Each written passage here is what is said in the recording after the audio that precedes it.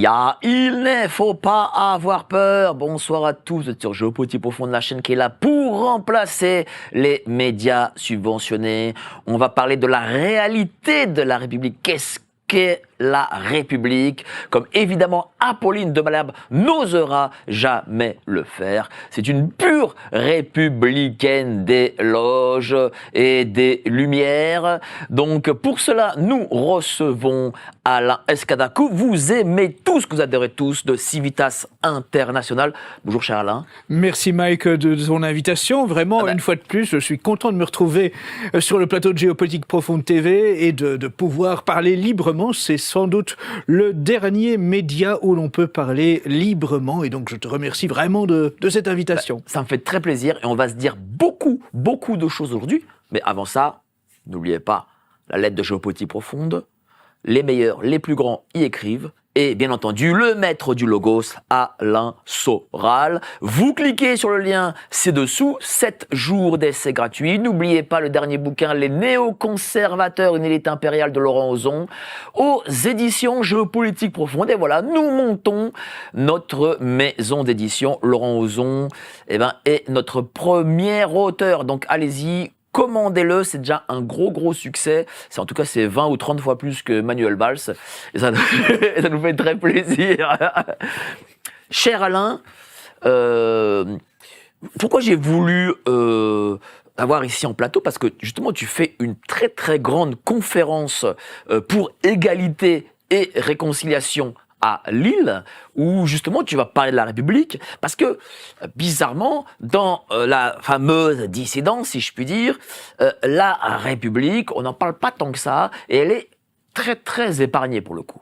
Elle est souvent intouchable. C'est clair qu'en tout cas au niveau des partis politiques qui sont censés représenter le camp national, ils sont tous en faveur de la République. Ils terminent tous leur discours par « Vive la République ». Et preuve en est, c'est que il vient d'être déposé il y a quelques semaines une proposition de loi visant, je cite, à interdire et sanctionner les contenus et discours à caractère anti-républicain. Et ce qui est significatif, c'est que cette proposition de loi a été déposée par des parlementaires issus de différents partis. Il y a parmi eux des députés macronistes, des députés LR et des députés du Rassemblement national. Et donc cette alliance républicaine qui va de la Macronie au Rassemblement national, elle est évidemment inquiétante. Elle est d'autant plus inquiétante quand on lit à la fois le préambule et les articles de cette proposition de loi telle qu'elle est avancée. Cette proposition de loi, je cite, vise à ériger en infraction la production, la diffusion et l'apologie de propos ou contenus contestant les principes républicains fondamentaux. Voilà, c'est très clair. Le dogme deviendrait la République. Le préambule de cette proposition de loi insiste, elle veut interdire et combattre tout projet politique et social fondé sur l'instauration d'un ordre religieux substitutif à l'État laïque. Ça signifie qu'en gros, quiconque serait un militant catholique prônant une société catholique se substituerait bien à l'État laïque. Le projet de rétablir un ordre chrétien en France s'opposerait de facto à cet État laïque qui deviendrait un dogme intouchable dans cette République. Et si l'on doit subir l'approbation de cette proposition de loi, l'article 1er qui est proposé, dans son paragraphe droit, 3 écrit « qui promeut un régime politique ou juridique fondé sur des principes contraires à ceux de la République se verra condamné d'une peine de 3 ans d'emprisonnement et 45 000 € d'amende. Ces peines sont portées à 5 ans d'emprisonnement et 75 000 € d'amende lorsque les faits sont commis en réunion ou par l'intermédiaire d'un service de communication au public en ligne. Ça veut dire que si cette loi passe avec l'approbation des élus de Macron, des élus LR, des élus RN, et sans doute avec l'approbation de principe des socialistes et des mélenchonistes. Faire une conférence contre la République, dénoncer les fondements de la République, dénoncer la réalité de l'histoire de la République, nous ferait tomber sous le coup de l'emprisonnement. Ça veut dire que publier sur Internet, sur les réseaux sociaux, des messages rappelant les horreurs commises par la République nous enverrait en prison. Or, qu'est-ce donc que la République a caché pour avancer une telle proposition de loi? Est-ce qu'ils ont peur de la contre-révolution, peut-être? Ils ont peur du pays réel, justement? Mais je voudrais, pour faire comprendre la nature réelle de cette République, parce que cette République, il faut comprendre qu'elle est un Moloch. Elle est un Moloch depuis 1789. Oui, parce qu'il y a République et République. Il y a la République athénienne, d'autres républiques d'autres pays, et puis il y a une République française qui a une part qui est particulière par rapport aux autres républiques. La République française n'a rien de commun ni avec la République irlandaise, ni avec les républiques des autres pays. La République française, elle a cette particularité d'être intrinsèquement liée à la franc-maçonnerie. Elle est née dans les loges. Macron l'a dit, la franc-maçonnerie est l'atelier de la République. Et cette République, elle est un Moloch dans le sens où, dès sa naissance, elle s'est nourrie du sang des Français. Et elle ne cesse de le faire. Elle l'a fait avec la Révolution française. Et je vais m'attarder un instant à la lecture d'une déclaration de Pierre Lelouch. C'est un ancien ministre, vous le savez, c'est ancien secrétaire d'État aux affaires européennes et au commerce extérieur. Ancien député. Ancien député, on le voit aussi comme chroniqueur sur d'autres plateaux. Et le 13 mai 2025, il prenait la parole au Centre européen du judaïsme à l'invitation du président du consistoire israélite. Et là, je tiens à m'appuyer sur sa citation. Que dit-il? Je cite: « Pour que la République s'installe durablement, il a fallu casser l'Église catholique et on l'a fait, on l'a nationalisée. Je ne parle même pas des violences commises pendant la période vendéenne, où il y eut quand même 300 000 morts dans l'ouest de la France. » Pierre Lelouch continue, « On attachait les curés et les nonnes nus pour les jeter dans la Loire, on exécutait les bébés. Il faut lire les rapports du général Turreau qui racontent comment on a maté les cathos dans l'ouest de la France. Après, on a viré les moines des monastères manu militari. Ceux qui ne signaient pas, qui ne se rendaient pas à la République étaient virés.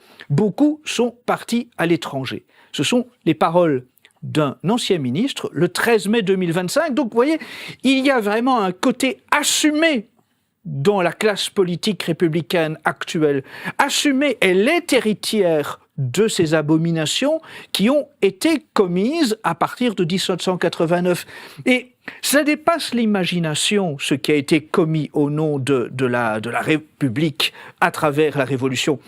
Pour ça, pour être vraiment le mieux informé de ce qui a été commis, il faut aller lire les rapports qui se trouvent encore aux archives militaires. Pierre Lelouch citait le général Turreau. Le général Turreau commandait ce qu'on appelle les colonnes infernales, les 12 colonnes militaires envoyées par la Convention, le Comité de salut public, pour détruire toute résistance contre-révolutionnaire après la Révolution de 1789.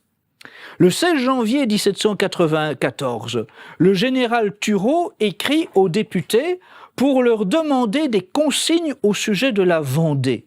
Il écrit « Mon intention est bien de tout incendier, mais cette grande mesure doit être présente par vous. Je ne suis que l'agent passif des volontés du corps législatif. » Donc ce général demande bien de pouvoir massacrer toute la Vendée au nom de la République, mandaté par les hommes politiques de l'époque. Et il reçoit l'approbation. Le général Turreau écrit encore « Vous devez également prononcer d'avance sur le sort des femmes et enfants que je rencontrerai dans ce pays révolté. S'il faut les passer tous au fil de l'épée, je ne puis exécuter une pareille mesure sans un arrêté qui mette à couvert ma responsabilité. Et il va recevoir l'approbation des élus de l'époque, des représentants républicains, de passer par le fil de l'épée, et pire encore, les femmes et les enfants.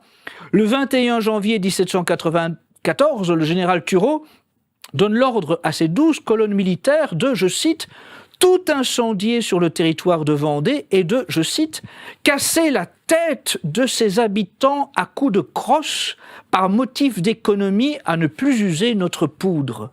Oui, ce sont des abominations vraiment sans nom.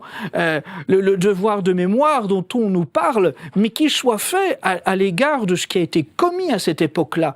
Le général Turreau écrit encore, le 24 janvier 1794, de nouvelles consignes sont demandées au comité de salut public. Il écrit « Si mes intentions sont bien secondées, il n'existera plus dans la Vendée sous 15 jours ni maison, ni subsistance, ni armes, ni habitants, que ceux qui, cachés dans le fond des forêts, auraient échappé aux plus scrupuleuses perquisitions. » Le général Turreau a son nom inscrit sur l'Arc de Triomphe. Il est un héros.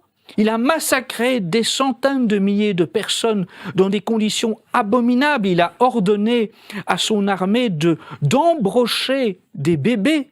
Et il a son nom comme un héros sur l'Arc de Triomphe. Il a vécu après sur l'Empire, Louis XVIII, tout ça ou pas? Alors, après l'épuration qui s'est faite, il y a eu cette guerre entre les comités républicains. On a connu les décapitations de Robespierre, de Danton, etc. Il a été poursuivi devant les tribunaux. Il a failli être condamné, mais il y a eu une seconde offensive républicaine contre la Vendée et il a donc été mis à l'honneur et il est sorti de prison avec les honneurs républicains. Je vous cite encore le rapport du général Westermann. Westermann commandait l'une de ces colonnes infernales. Il écrit « Il n'y a plus de Vendée, citoyens républicains. Elle est morte sous notre sabre libre, avec ses femmes et enfants. Je viens de l'enterrer dans les marais et les bois de Savenay. Suivant les ordres que vous m'avez donnés, j'ai écrasé les enfants sous les pieds des chevaux, massacré des femmes qui, au moins par celles-là, n'enfanteront plus de brigands. Je n'ai pas un prisonnier à me reprocher, j'ai tout exterminé. Les routes sont semées de cadavres. Il y en a tant que sur plusieurs endroits ils font pyramide. On fusille sans cesse à Savenay, car à chaque instant il arrive des brigands qui prétendent se rendre prisonniers. Nous ne faisons pas de prisonniers, il faudrait leur donner le pain de la liberté, et la pitié n'est pas révolutionnaire. Oui, tout est assumé, et on peut tout retrouver. Les différents officiers qui ont participé à ces massacres ont rédigé des carnets. Tous ces carnets sont soit aux archives militaires, soit aux archives du Sénat. Et donc, tout est consultable. Ils ont vraiment raconté dans le détail les abominations. Se rend-on compte qu'à l'époque, on a mis des enfants dans des fours, qu'on a envoyé des tanneurs pour tanner des peaux de Vendéens? On a fait ça. Vous savez, ça dépasse l'imagination. Hein. Mais pourquoi ça a été? Parce que la République française en elle-même, elle est l'œuvre du malin, c'est ça? Quelle est sa philosophie exactement? La Révolution française qui instaure la République, elle est effectivement démoniaque. Elle n'a instauré son pouvoir que par le sang, mais dans une soif de sang qui est celle d'un Moloch, c'est-à-dire vraiment d'une divinité sanguinaire qui a soif vraiment du sang des enfants. Il faut le rappeler, c'est que on sait tous dans l'Antiquité ce Moloch auquel on sacrifie des enfants. La République, elle est cela. Elle est cela à l'époque, avec le sacrifice des enfants chouans vendéens, Elle est toujours cela avec le sacrifice des enfants avortés, qui sont aujourd'hui victimes d'une constitutionnalisation de l'avortement. Comment a-t-elle fait pour faire tomber la monarchie? Alors on sait, bon, la Révolution bien sûr c'était le moyen, mais avant ça, comment est-ce qu'elle a comploté justement pour faire tomber la monarchie? Oui, ce sont des cercles, des salons, des loges qui se sont mis en place avec d'abord les Illuminés de Bavière qui ont préparé les Illuminés le de Bavière terrain. qui sont ce qu'on appelle les Illuminati. Voilà, c'est la première appellation de ce qui va suivre comme étant les Illuminati. Les Illuminés de Bavière vont préparer le terrain à la subversion, à la transformation par la révolution de la société. Et ça va se faire avec, en partie, des nobles dévoyés, des intellectuels de l'époque, mais qui sont souvent des décadents. Et donc, il va naître un esprit maçonnique qui va se développer dans la bourgeoisie, qui en fait méprise le peuple. Cette bourgeoisie, elle veut simplement prendre la place de l'aristocratie. Elle est assoiffée, elle, des palais, des châteaux, des réceptions des nobles. Elle est jalouse des nobles. Elle ne veut pas remplacer la noblesse par plus de place au peuple. Ça, c'est une propagande. La révolution s'est faite en massacrant allègrement le peuple. Dans l'imaginaire, la République tente de faire croire qu'il n'y a eu qu'une contre-révolution en Vendée et en Bretagne. C'est faux. La contre-révolution s'est propagée à travers toute la France et partout des massacres se sont faits. On parle évidemment des noyades de Nantes, mais on parle aussi des massacres à Lyon, des massacres à Toulon. Il faut se souvenir que à Nantes, on a organisé ce qu'on appelle les mariages républicains. Il s'agissait de lier un homme et une femme, généralement un prêtre et une religieuse, parfois un père et sa fille, parfois un frère et une sœur, de les lier nus, de les embarquer sur la Loire et de les y jeter pour qu'ils meurent noyés. On a ainsi massacré des milliers de personnes. Pas simplement à Nantes, mais ailleurs, des noyades comme ça ont été organisées à grande échelle. Vous savez, là encore, les rapports officiels sont effarants, vraiment effarants. Des rapports sont toujours disponibles, où par exemple le commissaire Benaben qui accompagnait l'armée républicaine pour observer les noyades de Nantes, il écrit dans son premier rapport qu'on a noyé 200 personnes le jour de son arrivée. On en avait noyé la veille 300 et on devait en noyer le lendemain 1200. Vous voyez, c'est quelque chose de vraiment organisé. Ce n'est pas anecdotique, ce n'est pas une dérive, ce n'est pas accidentel, ce n'est pas le fait de quelques soudards avinés. Non, c'est quelque chose de vraiment organisé, orchestré par l'État. Ce n'est pas simplement une action militaire. Cette action militaire, elle répond aux ordres des hommes politiques républicains de l'époque. Et ce qui se passe actuellement devrait rendre fiers, justement, ces mêmes gens qui ont fait cette révolution il y a plus de 2 siècles de cela, avec par exemple le mariage pour tous. Oui, bien sûr. Avec la GPA, PMA et toutes ces choses. Bien sûr. Et en fait, là encore, on retrouve systématiquement la marque de la franc-maçonnerie, bien sûr. Il faut se souvenir que en 2023, le président Emmanuel Macron s'est rendu au Grand Orient de France. C'est quand même la première fois dans l'histoire de la République qu'un président en exercice se rend dans une loge pour y tenir un discours.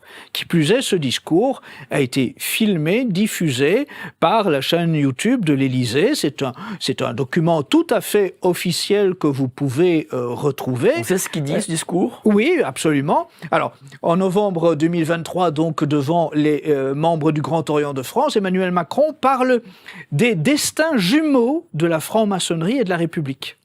il souligne l'apport de la franc-maçonnerie comme une vérité historique pour la République. Et puis, il revient en 2025, le 5 mai, cette fois-ci devant la Grande Loge de France, et là, il rend hommage au docteur Pierre Simon, c'est, si l'on peut dire, le père de l'avortement en France.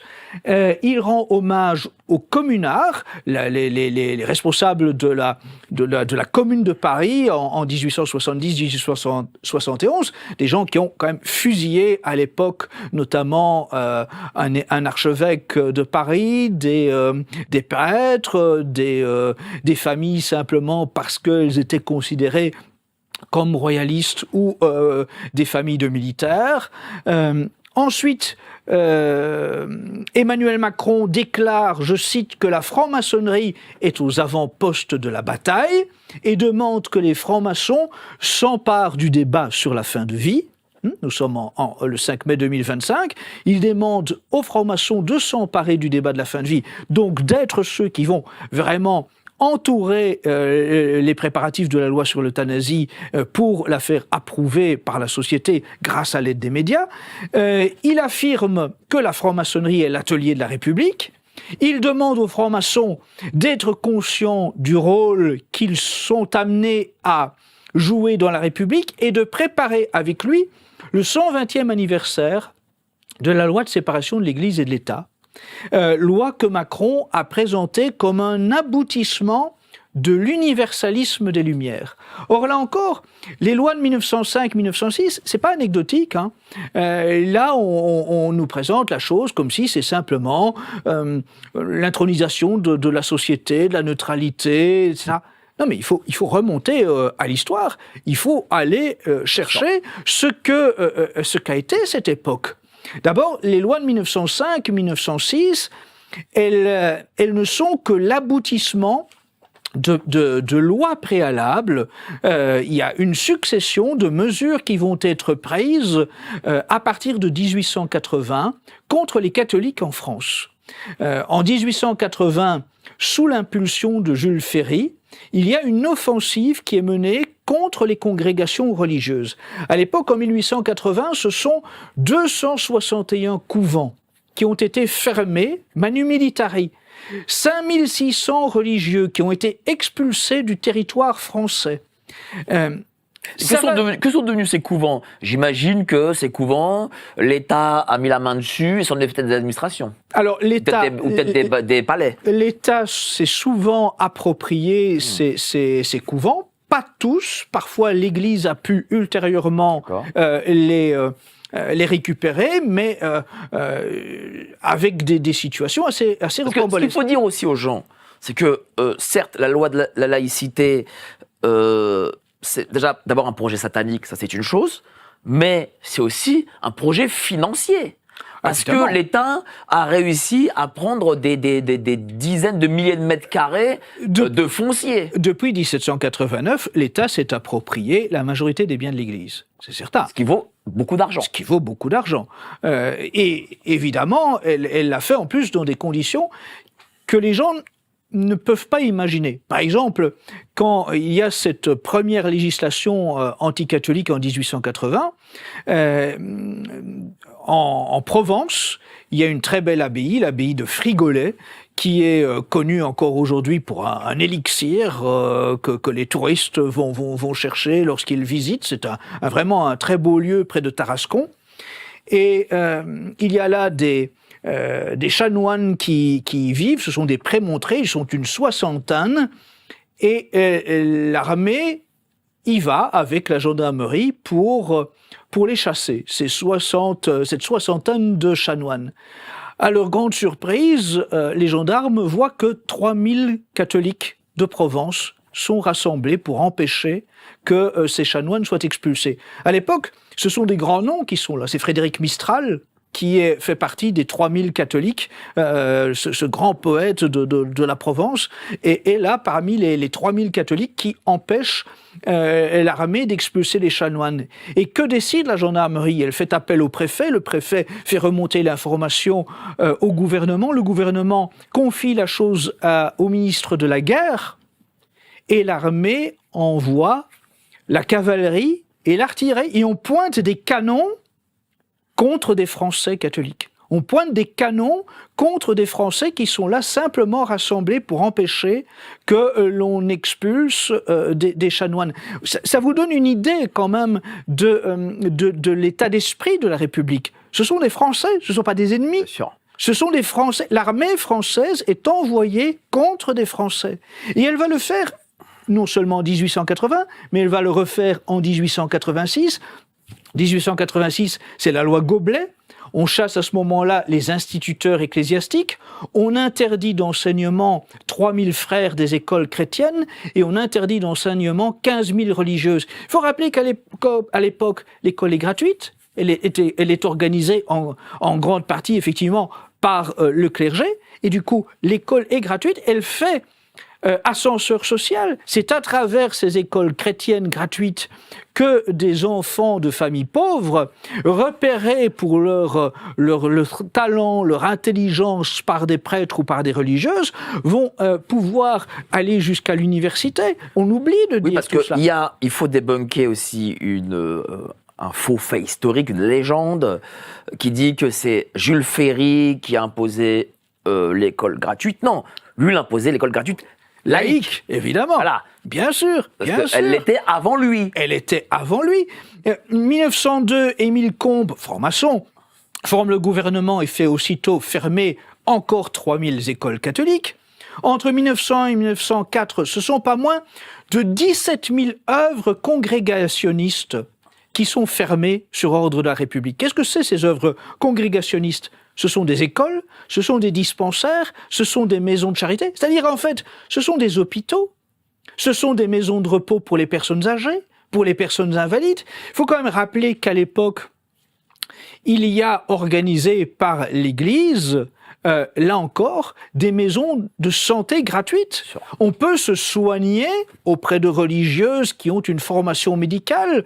On peut envoyer des malades. On peut aussi trouver là des maisons pour que des personnes âgées, démunies, puissent finir leur vie dans de bonnes conditions. Aujourd'hui, combien est-ce qu'il faut payer pour envoyer une personne âgée dans un EHPAD quand on n'a plus d'autre solution que l'EHPAD? Ce sont des sommes colossales. La République, elle a chassé tout ce qui était organisme de charité mis en place par l'Église et il a tout remplacé par du payant. Jules Ferry a promis l'école gratuite, mais pour le reste, les hôpitaux, les EHPAD, l'aide aux orphelins, tout ça est payant. Alors, est-ce qu'on peut dire que la Troisième République, c'est la République maçonnique ultime, ou est-ce que la maçonnerie est toujours aussi puissante, peut-être même plus puissante aujourd'hui qu'elle ne l'a été sous la Troisième République? Alors, c'est différent. C'est différent dans le sens où, à l'époque, la franc-maçonnerie, elle était effectivement toute puissante, mais surtout, elle donnait une impulsion identique à celle de la Révolution, c'est-à-dire le pouvoir par la force. Aujourd'hui, c'est plus subtil, mais ça n'en est pas moins plus agressif. C'est simplement une autre façon de présenter les choses. Mais est-ce que la franc-maçonnerie est toujours aussi puissante? Oui. Oui, mais c'est moins déclaré. Est-ce qu'on sait combien de députés, sénateurs, ministres, présidents font partie de loges? Alors, on ne sait pas, on n'a pas de chiffres précis sur l'appartenance des sénateurs ou des députés francs-maçons. On sait simplement qu'il y a une fraternelle parlementaire.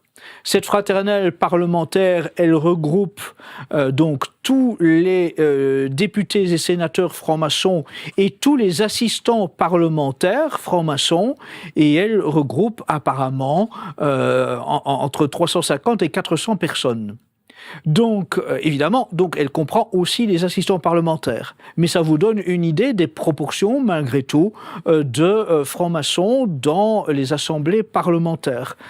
Cette fraternelle parlementaire, donc, elle est interobédience. Ça veut dire que, que l'on soit du Grand Orient, de la Grande Loge de France, etc., Tout se retrouve dans cette fraternelle parlementaire, et aussi quel que soit le parti auquel on appartient. Et ça, c'est aussi important de bien comprendre dans le fonctionnement des institutions sous l'emprise de la franc-maçonnerie, que le débat politique est complètement vérolé par la franc-maçonnerie. Il serait naïf de croire qu'il y a un débat gauche-droite ou qu'il y a un débat qui oppose le Rassemblement national au LR ou au MoDem. Non, ce sont effectivement des appartenances occultes qui déterminent en fait le vote final des élus. Soit qu'ils appartiennent à une loge, soit qu'ils appartiennent aussi au lobby LGBT qui aujourd'hui est aussi puissant que la loge. Mais je vais citer, pour donner une idée du poids de la franc-maçonnerie, je vais citer Alain Bauer. Alain Bauer a été le grand maître du Grand Orient de France. Aujourd'hui, on l'entend comme spécialiste, c'est un expert en tout. Il est sur tous les plateaux en permanence, mais cet ancien grand maître du Grand Orient sur France 5 déclarait, je le cite, « Ce qui est étudié en loge le lundi devient une proposition de loi le vendredi et une loi la semaine suivante. Le processus est extrêmement rapide et surtout linéaire. » Vous voyez ? C'est l'ancien grand maître du Grand Orient qui ainsi témoigne que la franc-maçonnerie est bien déterminante dans la mise en place des lois et qu'elle ne rencontre quasiment jamais une opposition qui l'empêche d'aboutir. On va quand même un peu définir la maçonnerie, parce que moi j'ai fait des reportages sur la maçonnerie, et malheureusement dans Paris, et les gens me répondaient, oui, mais c'est un club philosophique, machin. Bon. Voilà, donc ça, oui, on comprend que les gens, en fait, oui, ils pigent plus rien. La réelle définition de la maçonnerie. La franc-maçonnerie est une société secrète. Déjà, le simple fait qu'elle se définisse comme une société secrète montre qu'elle a des choses à cacher. Si l'on n'a rien à cacher, on n'a pas besoin d'être dans l'occulte. C'est une société secrète qui vise à remplacer l'ordre naturel, l'ordre établi, par une subversion dans la société, une subversion qui est à la fois subversion de la famille, subversion morale, subversion des institutions, subversion aussi de l'ordre social. Est-ce que c'est le bras armé, on va le dire, de l'antéchrist ? Alors, c'est de toute évidence, la franc-maçonnerie est effectivement luciférienne. Alors évidemment, les premiers grades n'en ont pas souvent conscience.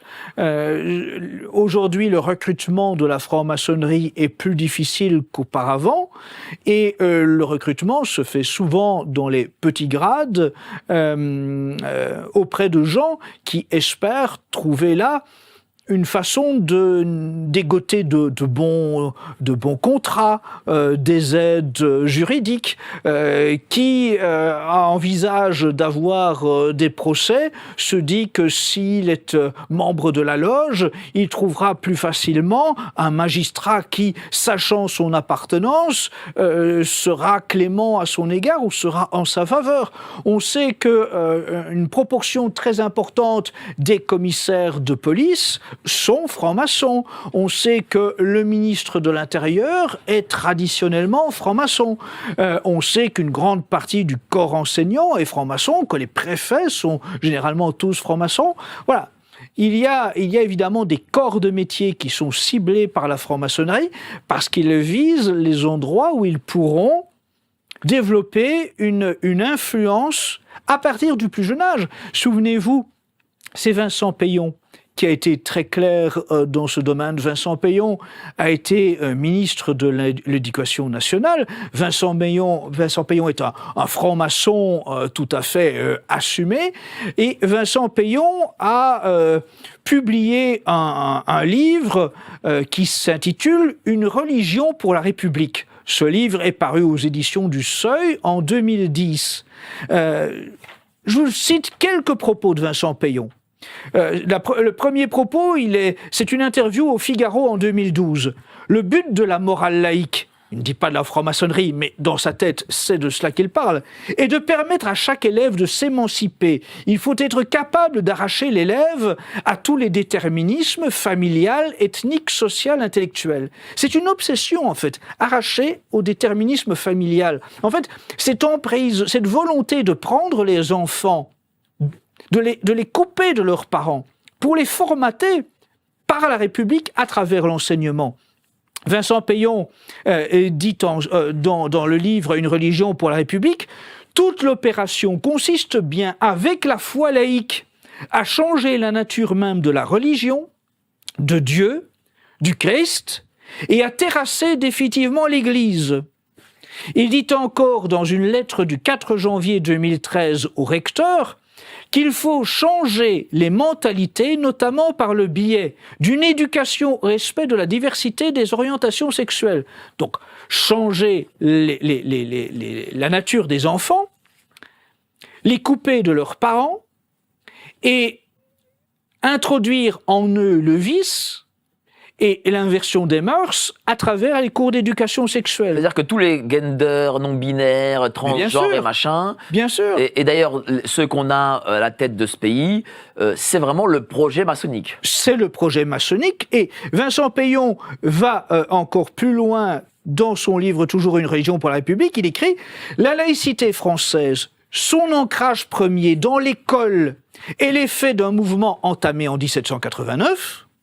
Celui de la recherche permanente, incessante, obstinée, de la religion qui pourra réaliser la révolution comme promesse politique, morale, sociale, spirituelle.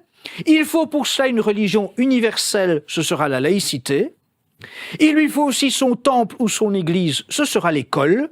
Enfin, il lui faut son nouveau clergé, ce seront les hussards noirs de la République. Les hussards noirs de la République, c'est un terme qu'on utilise pour parler des enseignants. Donc là, tout est dit. L'école devient un temple maçonnique dans lequel on s'empare des enfants, on les coupe de leurs parents, du déterminisme familial, on les coupe de leurs parents, on les formate à l'idéologie maçonnique républicaine, on les souille, on les pervertit à travers des cours d'éducation sexuelle, et on en fait des moutons pour le troupeau républicain. Mais la maçonnerie, sur ce que je comprends, c'est l'inversion. Donc c'est le contraire d'eux. Donc c'est l'antéchrist. Tout à fait. L'antéchrist, c'est le contraire du Christ. Oui, bien sûr. Et vous avez d'ailleurs déjà à de multiples reprises invité sur ce même plateau Serge Abad-Galardo, oui. Qui est un ami qui va pas très bien en ce moment, je crois. Malheureusement, qu'il va mieux. Je n'ai pas des nouvelles récentes, mais voilà bien quelqu'un dont le témoignage est de premier plan. C'est un ancien haut gradé de la franc-maçonnerie qui s'est converti à la foi catholique, qui a écrit plusieurs ouvrages précisément pour dénoncer le luciférisme de la franc-maçonnerie qu'il a pu constater de ses propres yeux en loge. Alors on va passer sa seconde partie d'émission, mais avant ça, les petites annonces. On met un pognon de dingue dans des minima sociaux, les gens ils sont quand même pauvres. Le patrimoine que vous avez accumulé toute votre vie ne servira bientôt plus à rien. L'euro numérique arrive dans moins de 5 ans, et avec lui toutes les futures mesures liberticides. L'impossibilité d'épargner, de consommer librement. Si vous ne voulez pas ce futur pour vous et votre famille, Géopolitique Profonde a développé une solution pour vous, la lettre confidentielle. Cliquez sur le premier lien en description pour la découvrir. Ne laissez pas vos élites vous enfermer dans le communisme 2.0. Merci à vous d'être si nombreux comme tous les soirs. Merci de votre confiance. Vraiment, ça nous touche énormément.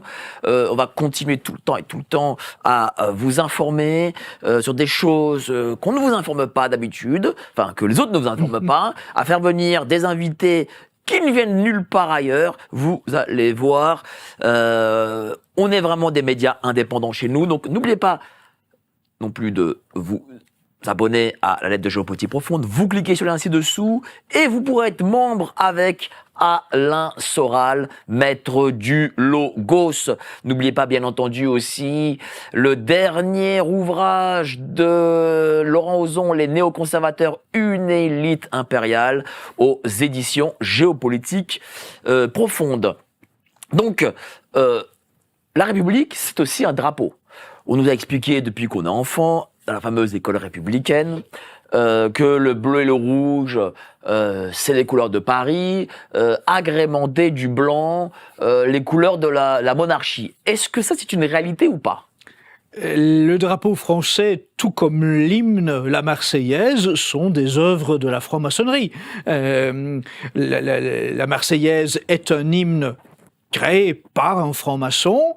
La franc-maçonnerie l'a reconnu, l'assume, le revendique. Le drapeau français... Rouget de Lille était franc-mac. Rouget de Lille était franc-maçon, et c'est quelque chose qui est désormais totalement incontestable. Donc, cet hymne que l'on chante, eh bien, en fait, quiconque n'est pas républicain ne peut pas chanter cet hymne sachant qu'il est franc-maçon. Le drapeau français tel que on le connaît, 3 bandes tricolores, ces 3 bandes, évidemment, correspondent à un signe franc-maçon. 3 points. Ah oui. Ah bon ? Cette considération de ces 3 bandes, c'est effectivement une volonté d'entrer dans une symbolique franc-maçonne. Alors il faut se souvenir que avant la Révolution française, le drapeau français est fait de fleurs de lys, que les drapeaux militaires français sont en forme de croix, que vous avez les drapeaux de l'armée française avant la Révolution sont des drapeaux carrés avec une croix au centre, une croix blanche, et autour vous avez effectivement du bleu et du rouge. Les bleus, le blanc et le rouge sont bien des couleurs effectivement qui étaient utilisées avant la Révolution française pour identifier la France.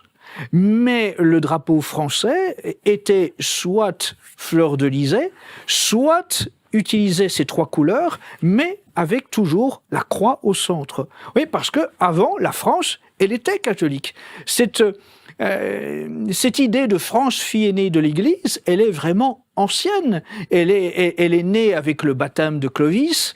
Elle a toujours été perpétuée jusqu'à la Révolution française. Et partout de par le monde, la France avançait avec cette chrétienté assumée, revendiquée. Donc ce sont des logos franc-mac. Voilà. Oui, on a un drapeau franc-maçon, faut le dire. Oui, on a un drapeau franc-maçon, et du reste, vous avez des apparitions diverses qui ont, je ne vais pas toutes les citer, mais il y a à certains moments des apparitions reconnues par l'Église qui, en fait, donc demandent de changer de drapeau. Et donc, des apparitions parfois qui ont vraiment joué un rôle important. Apparaît le monial. Donc il y a cette demande de la Sainte Vierge de mettre du coup le cœur sacré, le Sacré-Cœur de Jésus sur le blanc de ce drapeau pour, disons, inverser la symbolique maçonnique de cet étendard. Je salue d'ailleurs nos amis pour le réalisateur qui ont réalisé ce merveilleux livre du Sacré-Cœur, qui est déjà à 400 000 entrées. Ce qui est remarquable, ce qui est vraiment remarquable, très peu de pub, alors qu'il est combattu, là encore, par précisément cette franc-maçonnerie qui est à la tête de différentes institutions. Quand on pense que la RATP a interdit l'affichage du promotionnel de ce film Le Sacré-Cœur dans les stations de métro, alors qu'il y a fréquemment toutes sortes de publicités infâmes qui, elles, sont acceptées. Alors, Marianne, est-ce que Marianne est un symbole aussi franc-maçon? Naturellement. D'ailleurs, le premier élément qui vous permet de vous en apercevoir, c'est le bonnet phrygien qu'elle porte sur la tête. Ce bonnet phrygien est un symbole franc-maçon. C'est un symbole républicain franc-maçon. Bien sûr, la Marianne est une symbolique maçonnique. Elle est contre la Vierge? Alors, on pourrait dire que c'est quasiment c'est une symbolique d'une femme prostituée face effectivement à la Vierge, signe de pureté. Oui, c'est antagoniste, bien sûr. Ce sont 2 visions du monde qui s'opposent. La Marianne, oui, c'est la prostituée de la République. Et nous avions Robespierre qui commence à revenir à la mode chez LFI, Jean-Luc Mélenchon. Bien sûr, Mélenchon se revendique d'être un héritier de Robespierre. Et nombre de ses disciples, députés. Il faut savoir aussi qu'il y a une station de métro Robespierre. Oui. Sur la ligne 9 du côté de Montreuil. Robespierre, c'était quoi? Il avait créé l'être suprême. Qu'est-ce que c'était, ce fameux être suprême? Mais toute cette symbolique est évidemment, là encore, maçonnique.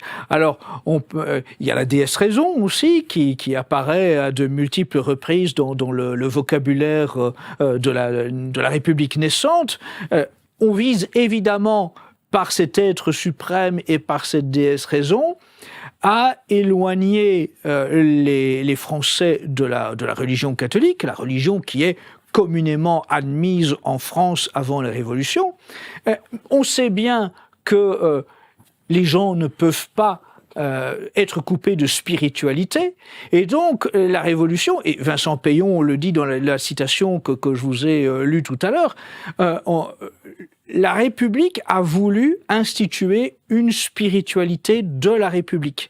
Elle a voulu substituer à la religion catholique sa propre religion, qu'elle a appelée laïcité, mais qui est en vérité la laïcité de la franc-maçonnerie, le règne spirituel de la franc-maçonnerie sur la République, et comme on l'a dit, cette franc-maçonnerie, elle est luciférienne. Mais elle a en plus remplacé les fêtes catholiques à l'époque par ses propres fêtes révolutionnaires qui avaient des noms dingues, genre la fête du chien, comme ça, quoi. Oui, tout à fait. Des folies, en fait, du temps. Et on voit bien que l'on poursuit aujourd'hui cette même volonté, que l'on cherche à éliminer toutes les références au christianisme, que l'on ne veut plus parler de Noël, mais des fêtes d'hiver, que l'on ne veut plus parler de Pâques, que l'on ne veut plus... C'est une obsession de la République et de la franc-maçonnerie de systématiquement chercher à effacer toutes les traces de la chrétienté en France. Et lorsque des éléments de chrétienté sont indéboulonnables, comme Notre-Dame de Paris, eh bien, alors là, la République cherche à s'en emparer pour la transformer, et la bouleverser et installer ses propres symboles, encore une fois. Elle y a réussi. En enlevant le Saint-Sépulcre. Bien sûr, elle y a réussi. Elle y a réussi comme elle a réussi à la Sainte-Chapelle. Rappelons que la Sainte-Chapelle. La Sainte-Chapelle, elle est complètement vidée de son rôle voulu par Saint-Louis. Il n'y a plus rien en fait à la Sainte-Chapelle. C'est un nom pour attirer encore les touristes, mais il n'y a plus rien que l'on peut payer. Il n'y a plus aucune relique. Avec notre ami Francis Lalanne a été empêché simplement de réciter un chapelet à la Sainte-Chapelle. C'est quand même hallucinant.